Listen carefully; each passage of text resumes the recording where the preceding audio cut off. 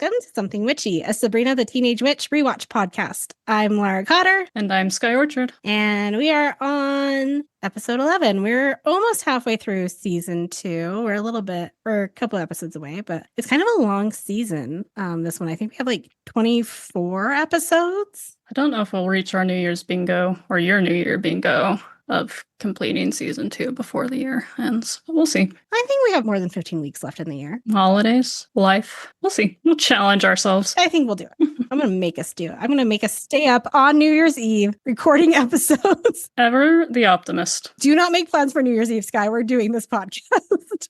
Okay. Bad news. I won't be able to edit after New Year's Eve because I'm gone all month of January. I didn't say we had to have them edited and ready. I just said we had to record them. Okay. That's my bingo. Unless your bingo is your bingo to have them all edited? No. I think I've put to actually edit in a timely manner, and sometimes I do that. Sometimes I don't. I think you've been doing pretty good so far. I call that one checked. Thank you. All right. Our question for this week is, what do you still have from an ex, or what do you wish you would have kept from an ex? I kept Peg like a baby cat. Meow, meow. That's right, you did. So Felisa took Lucifer. Love him still. And I took Peggy. How is Lucifer doing? Oh, he's still a dumb black cat. Woo, Siffy. Yeah, got my little baby cat. She might have asthma, but I've got her. Oh, that's a good one. Mine, so it's not something I kept, but it's something I definitely wish I would have stolen back. So my high school ex, which was my longest relationship, which was 6 years, for a gift one year. Good Charlotte was the first concert I ever went to. And they got a new drummer in 2002, and his name is Chris Wilson. And Chris Wilson lived the street behind my parents and actually went to high school with my sister. And so what I did is asked my mom to introduce me, and I got used drumsticks from Chris Wilson and got them signed. Ooh. Yeah, super nice. And like, I can't remember if I got them framed or not, or if he got them framed. But I remember even handing them over, like when I gave them to him as his gift, I was like, if we ever break up, I'm taking these back, right? It's like... I'm going to steal these back. And then, so we went through our breakup, which was terrible and messy. And I actually broke into his house. I knew the garage code, and like took back stuff that I had left there. And part of me was like, do I search for the drumsticks? But I was like, no, I'm not going to spend that much time in this house while people are gone. I'm already breaking and entering. We're not going to go further than that. So I left the drumsticks with him, and I think he still has them to this day. And I'm still angry about it to this day because I think Chris Wilson's parents moved and I no longer have that connection. He stopped playing for Good Charlotte in 2005. But yeah. Getting a cat out of a relationship is a much better deal, I will say. Think the garage code still works? Do his parents still live there? Your ex? His mother still lives there. I think I still remember the garage code, actually. And truth be told, if I sent her a message, she would just let me in because she loved me better than him. Ooh. But he no longer lives there, and I wouldn't assume that he would have taken them with him where he currently lives. And I don't want to go to that place. Not that desperate. There's always, I feel like, random things you leave behind at your parents'. It's like, oh, I'll grab those one day. But I did take back my slippers, my purple slippers with the rhinestones. Oh, I think he wanted those. And you just stole them from him.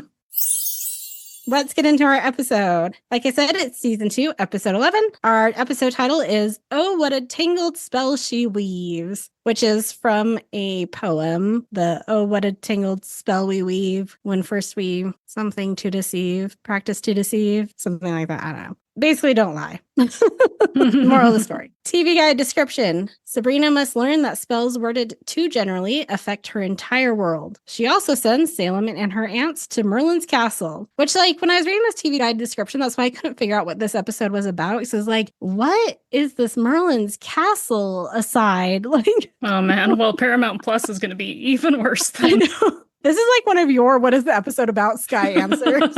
Rude. It's true.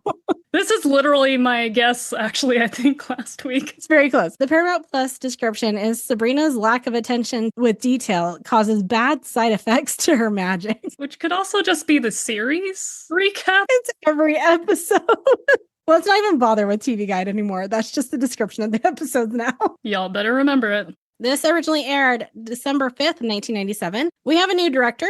It's David Traynor. And for those of you who are listening to the Pod Meets World show, you will recognize that name because he directed 44 episodes of Boy Meets World. He also directed 63 episodes of Designing Women, 199 episodes of That 70s Show, and 25 episodes of Hot in Cleveland. So this man is a pretty prolific sitcom director.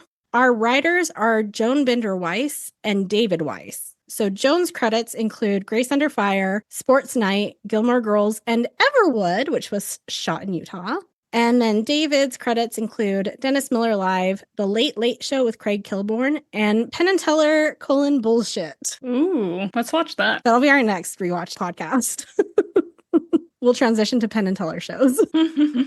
Few guest stars. Our first one is Bobcat Goldthwait. He plays Merlin. You might recognize him from Scrooged, Police Academies 2, 3, and 4, Tales from the Crypt, Living Single, The Voice of Pain in Hercules, or Skylanders Academy. You also might recognize him from a movie called Encino Woman, which received 2.8 stars on IMDb, which I'm thinking is a sequel to Encino Man.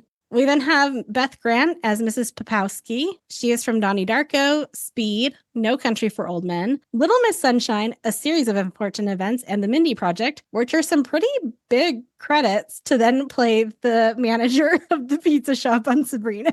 It's true. We also have Bob Vila as himself. Sky, do you know who Bob Vila is? I'm guessing he does home restoration stuff on TV based on his appearance, but I did not look him up. Okay, so Bob Vila was a household name for us, for the Cotter family in the 90s, because he was on a show called This Old House on PBS. We didn't watch it all the time, but because my dad was very handy and would just fix stuff around the house, we called him Bob Vila all the time. And then whoever was helping him, we called Norm, because Norm was Bob Vila's helper on This Old House. If you want to read about some drama, you can read about why Bob Vila got kicked off of This Old House because of some fights with some sponsors, because he took a personal sponsorship from one company and the company that was sponsoring This Old House was like, nope, you can't have a sponsorship from this company and us. And so then the network was like, sorry, Bob, you got to go. It was a whole thing. Capitalism and its politics. And then when he left This Old House, he went to a show called Bob Vila's Home Again and did several years and several seasons of that. And lastly, we have Charles Walker as Coach, which I think he has one whole line in this entire episode. His credits include Almost Famous, Splash, Nutty Professor 2, The Clumps, The Practice, Step by Step, and Hanging with Mr. Cooper. What are your overall thoughts on this episode, Sky? We had rhymes for incantations. So many rhymes, but then are rhymes just the training wheels to the popular girl is not a fruit? Or are we just inconsistent in what our verbal incantations are? Who knows? I think this one was specifically because of the parameters the quizmaster put on her this week. So must rhyme in your incantations. I think so. He would enjoy that. Maybe it's an incantation if it rhymes and it's just a spell if it doesn't. And then it's a zap if it's nothing. Zip, zap, zap. When do you have to speak? When do you not? There's no rules. So starting with our cold open, the ants are banging on a cabinet with chains while watching Bob Vila. Sabrina comes in to see what they're doing, and they explain that they're antiquing the cabinet. Zelda finds it a great way to take out your frustrations. Unfortunately, the ants missed what to do with linseed oil and zap Bob Vila into the living room to help them. Or Bob says, I gotta crack a window when I varnish. Which you should do, Bob. The other thing I completely forgot about Bob Vila is he was a he would pop up every now and again on Home Improvement because there was so you know how Home Improvement is about a guy who has a home improvement show called Tool Time? Mm-hmm. So the in-show story was that Tim's big TV rival was Bob Vila. That makes sense because I almost said Home Improvement when you were talking earlier. And there are multiple episodes where Bob Vila will show up and outdo whatever Tim is doing or does it better or something. There's an episode where they're riding lawnmowers in a race. I think Bob Vila's in that one. And it's really ridiculous. But anyway, yeah. So Bob Vila. In our outfit intro, it's again I don't know exactly what time period it is, but I think it's a 1920s starlet outfit. And she says, I'm ready for my close-up. Do I have food in my tea? Okay. Salem is asleep on Sabrina's bed that's covered with clothes. Sabrina tells him to move so she can pick out an outfit to wear tonight. She tries to zap the mess, but is only allowed to use incantations this week per the quizmaster. She uses a spell to clean up the clothes, and they reappear in her closet in dry cleaner bags, with an extra charge for cat hair removal. The ants are admiring their cabinet, and suddenly it goes back to brand new again. Zelda, as they admiring it, says, I think this is the nicest thing we've ever beat up. To which Hilda says, except for that Teamster. So the DVDs I can't have captions on. It doesn't work with captions. And so I was like, I don't know what that was.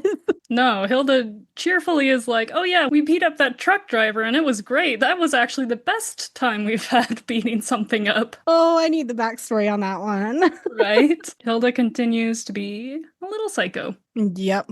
Sabrina comes down to go to the movies, and the ants stop her. She admits to casting a make everything new spell. It was too broad and affected their cabinet. She apologizes insincerely. Salem then comes down in kitten form. I found the fountain of youth. It's the toilet. And the tiny Salem kitten is so cute. Can we just keep that little baby? So tiny. Sabrina attempts to undo her spell, which also causes her clothes to get dirty again. Zelda tells her she can't rely on undo spells as it's against the spirit of magic. So here's where we're like, oh, so not everything's a rule. Some of it's just etiquette, I guess. I feel like there's been a lot of undo spells in the past, and now we're ruining the spirit of magic.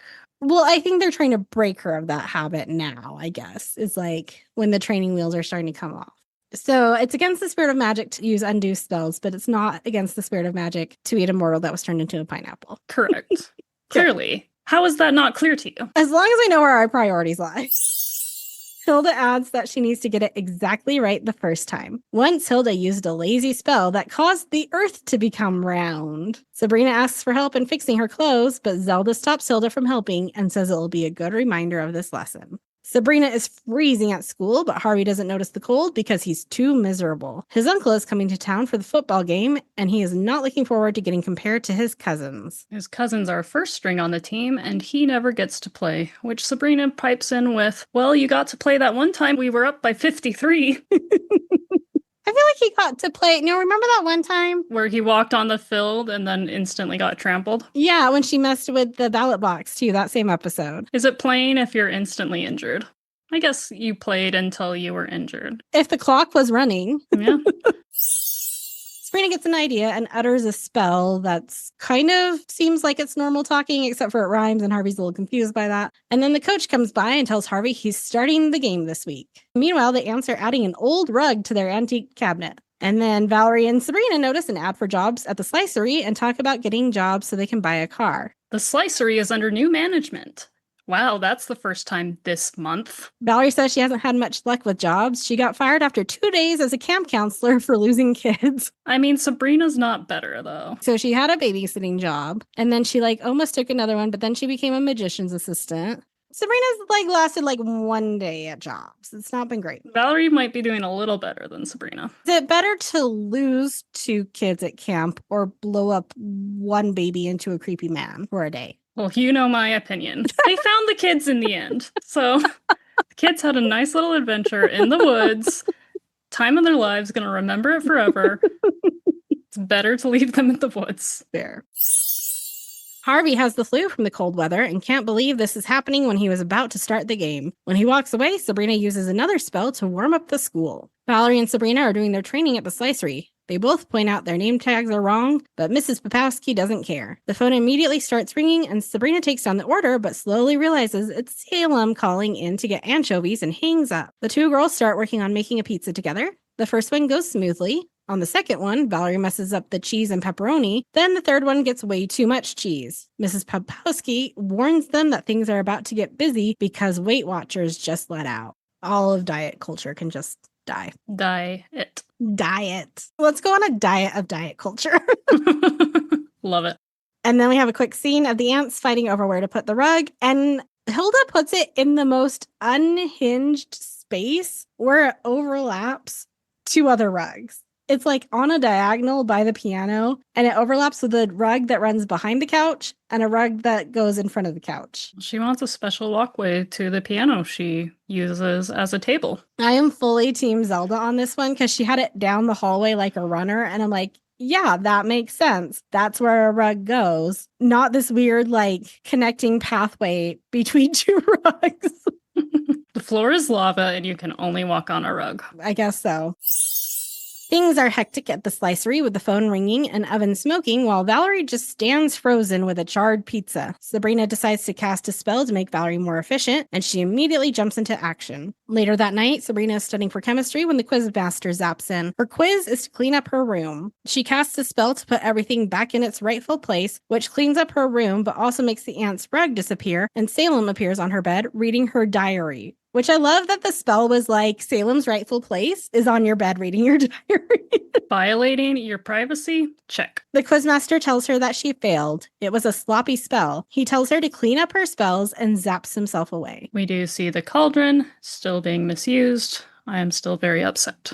The next day at school, Sabrina notices it's very hot. She opens her locker to find the quizmaster. He tells her that she left her heat spell running. She'll just use an undo spell, but her finger just pops out with a flag that says, "No can undo." The quizmaster took away her undo ability. She slams the locker door repeatedly as Miss Quick and Valerie walk by, watching her with strange looks. Her excuse is that she's auditioning for Stomp. Sky, do you know what Stomp is? Of course I know what Stomp is. What theater kid would I be? Did you ever see Stomp in person? No. I did. Wow. Well, you can get a theater kid honorary star. That was a family outing one night to go see Stomp. I also saw Lord of the Dance in person. You're beating me twice now. It was an experience. Oh, I'm sure.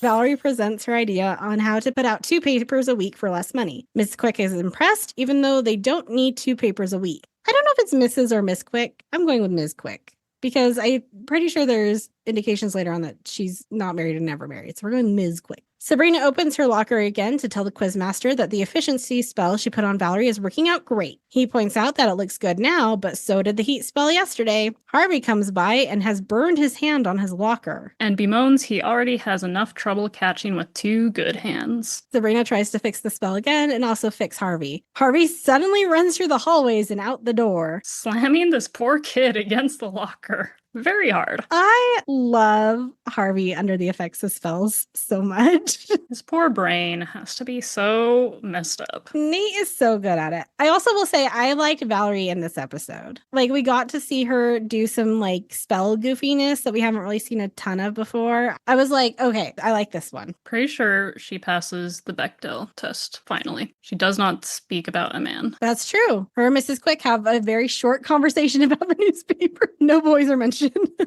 Later on, when it's her and Sabrina in the slicery, again, no men. Although the Mrs. Popowski does call her Fred. Sabrina is pleased with her work, but the quizmaster points out that she just created the perfect conditions for a thunderstorm. It starts raining in the school. Miss Quick comes out and tells everyone to go outside, where it's not raining. The ants are still arguing about where to put the rug and then notice that it's missing. They accuse each other, but Salem tells them he knows what happened to it. Sabrina walks in and Salem accuses Sabrina of zapping it away. Zelda tells her to undo it, but Sabrina can't do any undo spells. And they can't undo her no undo spell. There's no undoing a no can undo. It's a triple negative. It's magically ungrammatical. So we have magical grammar. I mean, I guess, like, you know how, like, there's kind of a grammar to music about, like, why you write scales in, like, certain ways with, like, certain sharps, and, where it's, like, nobody's actually, like, nothing's going to happen to you if you break that rule, but okay. Sabrina apologizes, but she has to get to work. Once outside, Sabrina gets an idea and casts a spell to help the ants find their rug. Oh, I do have to say, I didn't particularly like Beth's outfit in these next few scenes. It's like a very silver, shimmery, velour-looking bodysuit, and the pants just don't match. Yeah. I haven't talked about outfits for a while, so I needed to get that one in.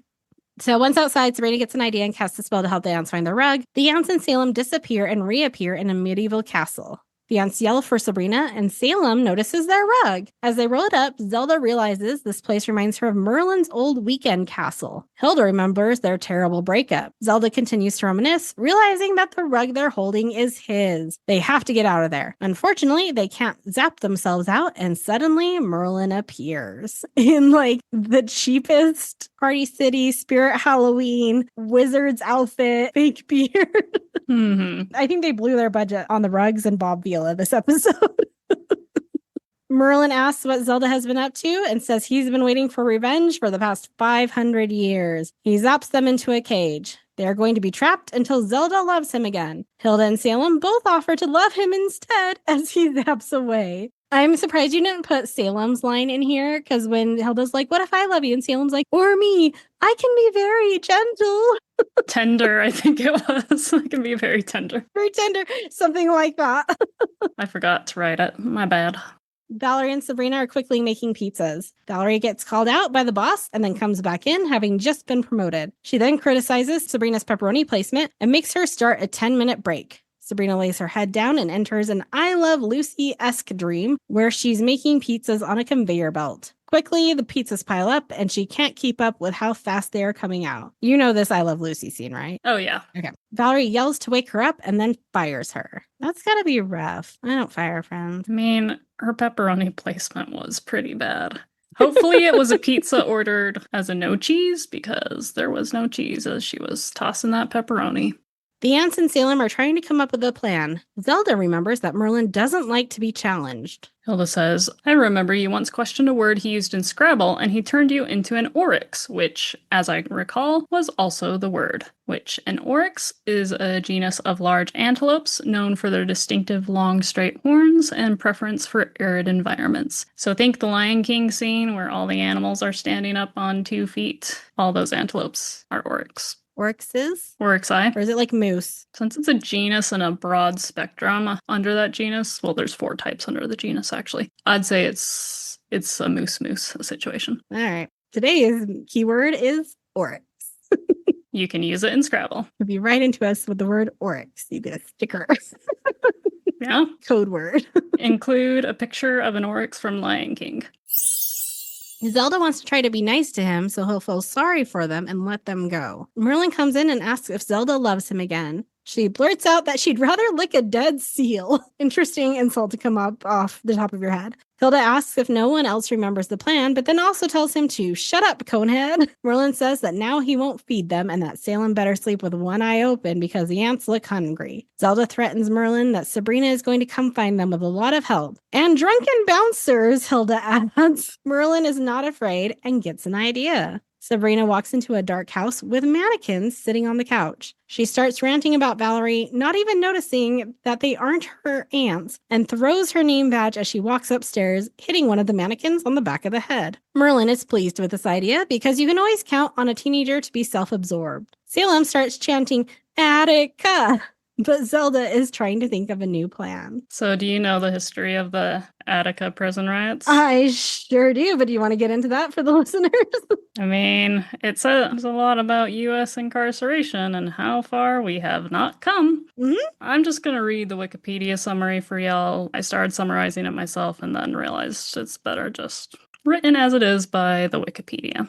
The Attica prison riot took place at the state prison in Attica, New York. It started on September 9th, 1971, with a violent takeover of the prison control center in which one prison officer, William Quinn, was killed, and ended on September 13th with the highest number of fatalities in the history of United States prison uprisings. Of the 43 men who died, 33 inmates and 10 correctional officers and employees, all but 1 guard and 3 inmates were killed by law enforcement gunfire when the state retook control of the prison on the final day of the uprising. The Attica uprising has been described as a historic event in the prisoners' rights movement. Prisoners revolted to seek better living conditions and political rights, claiming that they were treated as beasts. On September 9th, 1971, 1,281 of the approximately 2,200 men incarcerated in the facility rioted and took control of the prison, taking 42 staff hostage. During the 4 days of negotiations, authorities agreed to 28 of the prisoners' demands, but did not accept the demand for the removal of Attica's warden or to allow the inmates complete amnesty from criminal prosecution for the prison takeover.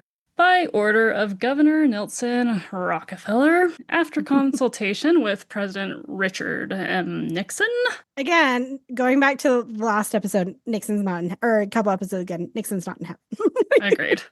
Hopefully no Rockefellers either. So armed corrections officers and state and local police were sent in to regain control of the prison. By the time they stopped firing, at least 39 people were dead, 10 correctional officers and civilian employees, and 29 inmates, with nearly all killed by law enforcement gunfire. And then law enforcement subjected many of the survivors to various forms of torture, including sexual violence. Rockefeller had refused to go to the prison or meet with prisoners. After the uprisings were suppressed, he falsely stated that the prisoners carried out the cold blood killings they had threatened from the outset. Medical examiners confirmed that all but the deaths of one officer and the 3 inmates were caused by law enforcement gunfire, despite Rockefeller's statement. And the New York Times writer Fred Ferretti said the rebellion concluded in mass deaths that 4 days of taut negotiations had sought to avert. As a result of the rebellion, the New York Corrections Department made changes in prisons to satisfy some of the prisoners' demands, reduce tension in the system, and prevent such incidents in the future. While there were improvements to prison conditions in the years immediately following the uprising, many of these improvements were reversed in the 1980s and the 1990s. Attica remains one of the most infamous prison riots to have occurred in the United States.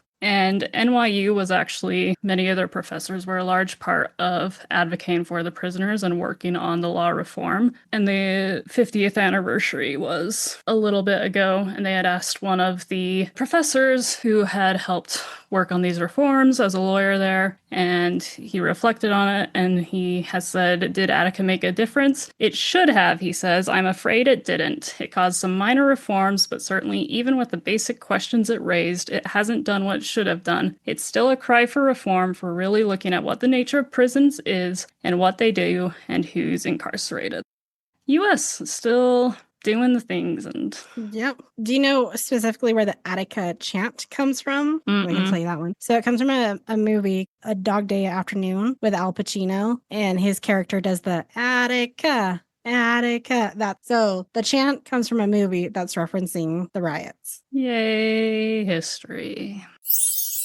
Back in the cage. So Zelda's trying to think of a new plan. Salem tells her to think of redecorating tips instead because they're never leaving. Hilda has an idea. Zelda marries Merlin. Zelda counters with a question about what color to paint the bars. As Sabrina leaves for school, she still doesn't notice that her ants are mannequins. Back to the cage, Salem starts to break down and sob in the cage while the ants look on in disgust. "The worst part is we're not going to die. We're going to live forever with no hope," he sobs. Sabrina gets to school to find it snowing and a large snowman of Mr. Kraft, which I realize we haven't seen Mr. Kraft at all this episode, nor do we see Libby. But did you notice that Mr. Kraft snowman is holding a detention slip in his hand? Yeah, it was great. I would have loved to see Libby's reactions to these random weather events, especially after claiming Sabrina was a witch, and she does remember claiming Sabrina was a witch. Yeah. Sabrina tries to open her locker, but almost gets hit by a snowball. Valerie walks by with a new newspaper. She has turned it into a daily and stopped sleeping. She also no longer has time for friendship. A very bulked up Harvey arrives, and Sabrina is shocked. Miss Quick opens the classroom door and yells "Blizzard" as snow starts to blow even harder. Sabrina attempts another spell, and it shoves Harvey into the doorway to stop the snow. Sabrina yells for Quizmaster to help. She admits she was wrong. He casts a kind of messily rhymed spell, undoing everything she has done, including freeing Zelda and Hilda. Sabrina sums up the lesson she learned. She needed to admit she was wrong, and that she needs to be more careful with spells, and she can learn something from her elders, and that the Quizmaster's zipper is down on his ski suit. Sabrina comes home to the real ants on the couch. Hilda wants to send something to the Quizmaster as a thank you. Zelda is so grateful to be out of there, but she also remembered to grab the rug. If he undid everything she did, then the rug would be back anyway, right? I think so, and as you see the undoing, you see them purposely grab Salem, but there is no grabbing of the rug. Salem also learned that in a crisis, he can depend on the ants to turn on him. They apologize and offer a belly rub. In our end tag, Valerie and Sabrina are talking again in the school hallway. Valerie got fired from the slicery over the weekend. She caused a fire. A normal-looking Harvey joins them. The game went great. He caught a pass, if only it had been in bounds. Valerie asks if anyone brought an umbrella because it's supposed to rain. Sabrina frantically adds that it's not going to rain indoors and it never rains indoors and they fixed the roof. Valerie asks with concern if she skipped breakfast again. They leave and Sabrina opens her locker to get hit with a snowball. The Quizmaster is still there because his apartment is being painted and he needed somewhere to crash. And I took a picture of some of the scribbled graffiti in the locker and I sent it to you, Sky. And I was wondering if you could determine what that word was. Let me actually look at it. Okay. So there's an Izzy graffitied at the top below her mirror. And then DF is... I think there's a J in front of that that's missing. It's either tardy, farty, Or But the Y or whatever that loopy thing is, looks like it's like DF as tag. I'm going with tardy. It's the only one that makes sense. But the Y looks weird. It looks like graffiti, which sometimes is hard to read as it is. So there was also some at like the top of her locker too. Maybe I'll post the picture on socials and people can weigh in what they think it says. It's like a JDF or whatever that is. And then it says is, and then it says something. And it looks like tardy. It kind of looks like tardy with an F, farty, a misspelled farty. But then the Y, the loop of the Y looks weird. So anyway, you can weigh in what you think it is.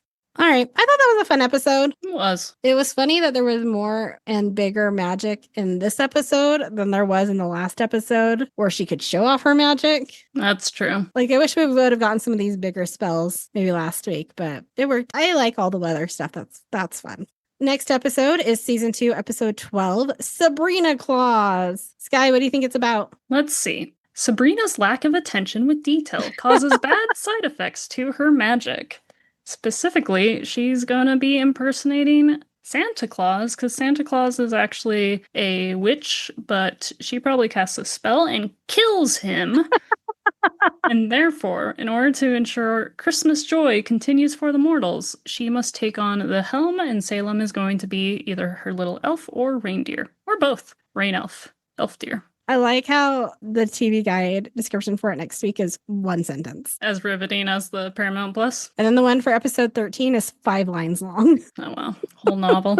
As long as the episode. Looks like it is Mrs. Quick. All right. Maybe Mrs. Quick is divorced. Maybe she's widowed. I don't know. Good for you, Mrs. Quick. For being a widow? Is she a black widow? Yes, that's what I'm going with. She has a string of dead husbands, and her cover is a mild-mannered high school teacher. Love it.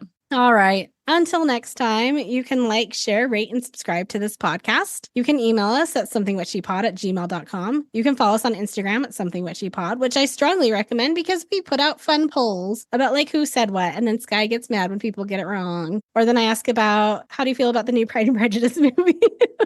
How did people feel about the new Pride and Prejudice movie? I think most people were on our side. Emily did send me a separate message that was like, you can never have too many. And then fully admitted to only having watched the Keira Knightley one once in the past couple of years and never having watched the BBC. So I'm sorry, Emily, your opinion has been discounted and is not valid. I would agree with that. I only get mad when I falsely accuse. But Laura was sneaky and put a poll that was a trick that we both technically set it. We did. It was a half and half. It was a team effort. Wow. Virtual high five. Pew. You can also follow us on TikTok at something.witchy.pod. Until next time, Stay magical.